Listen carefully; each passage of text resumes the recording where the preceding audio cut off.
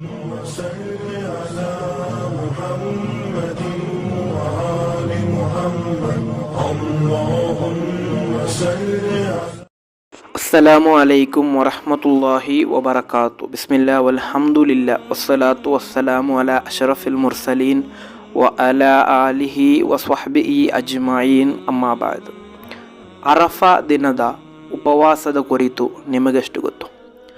ಅರಫಾ ದಿನ ಉಪವಾಸ ಆಚರಿಸಿದರೆ ಸಿಗುವಂತಹ ಪ್ರತಿಫಲವನ್ನು ಕೇಳಿದರೆ ನೀವು ಖಂಡಿತವಾಗಿಯೂ ಆ ಒಂದು ಉಪವಾಸವನ್ನು ನಷ್ಟ ಹೊಂದಿಸಲ್ಲ. ಇನ್ಶಾ ಅಲ್ಲಾ ಇವತ್ತಿನ ಹದೀಸ್ ತರಗತಿ ಮೂಲಕ ತಿಳಿಯೋಣ. ಇಮಾಮ್ ಮುಸ್ಲಿಂ ರಲಿಯಲ್ಲಾಹು ಅನ್ಹೂರವರು ವರದಿ ಮಾಡಿದಂತಹ ಹದೀಸ್ ಅಬಿ ಖತಾದತುಲ್ ಅನ್ಸ್ವಾರಿ ರಲಿಯಲ್ಲಾಹು ಅನ್ಹೂರವರಿಂದ ನಿವೇದನೆ. ಅನ್ನ ರಸೂಲುಲ್ಲಾಹಿ ಸ್ವಲ್ಲಲ್ಲಾಹು ಅಲೈಹಿ ವಸಲ್ಲಂ ಸುಯಿಲ ಅನ್ ಸೌಮಿ ಯೌಮ ಅರಫಾ.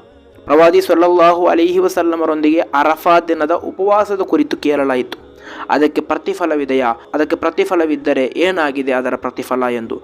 ಆಗ ಫಕಾಲ, ಪ್ರವಾದಿ ಸ್ವಲ್ಲಲ್ಲಾಹು ಅಲೈಹಿ ವಸಲ್ಲಮರು ಹೇಳುತ್ತಾರೆ, ಯುಕಫಿರು ಸನತಲ್ ಮಾಲಿಯ ವಲ್ ಬಾಕಿಯ. ಕಳೆದ ಒಂದು ವರ್ಷದ ಪಾಪಗಳನ್ನು ಅಲ್ಲಾಹನು ಮನ್ನಿಸುತ್ತಾನೆ, ಅದರೊಂದಿಗೆ ಬರಲಿರುವಂತಹ ಒಂದು ವರ್ಷದ ಪಾಪಗಳನ್ನು ಅಲ್ಲಾಹನು ಮನ್ನಿಸುತ್ತಾನೆ ಎಂದು. ನಮ್ಮ ಜೀವನದಲ್ಲಿ ಅದೆಷ್ಟೋ ಪಾಪಗಳು ಸಂಭವಿಸಿರಬಹುದು, ನಮಗೆ ಗೊತ್ತೋ ಗೊತ್ತಿಲ್ಲದೆಯೋ ಸಂಭವಿಸಿರಬಹುದು.